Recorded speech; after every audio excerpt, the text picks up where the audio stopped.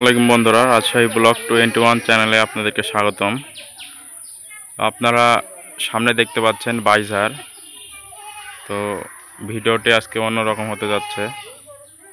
তো আপনারা সবাই কেমন আছেন? আপনাদের দয়ায় আমিও ভালো আছি, আলহামদুলিল্লাহ।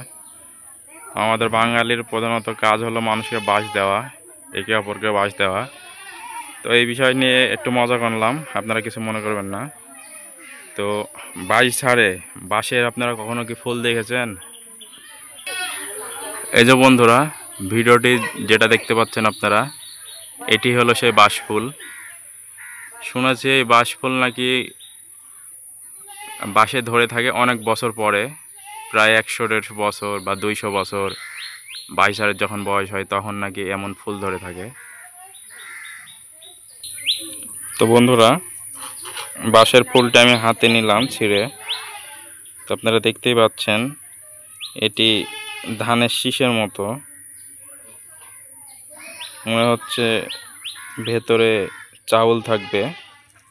দেখুন আপনারা কারা কারা এই ভিডিওটি প্রথম দেখছেন বা এমন ভিডিও বাঁশের প্রথম ফুল দেখছেন, তারা কমেন্টে বলে যাবেন। দেখুন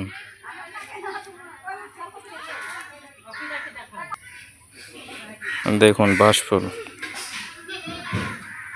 কেমন ধানের মতো। এই বাঁশফুলগুলা হয়ে থাকে অনেক বছর পরে। আপনি সব ঝাড়ে দেখতে পাবেন না, যে এই বাঁশঝাড়ের বয়স অনেক, সেই বাঁশঝাড়ে আপনি এইগুলা দেখতে পাবেন। তো এই এলাকার মানুষকে জিজ্ঞেস করলাম এই বাঁশঝাড়ের বয়স কেমন। তো তারা সবাই বলল যে বাঁশঝাড়ের বয়স অনেক। দেখুন বাঁশফুল,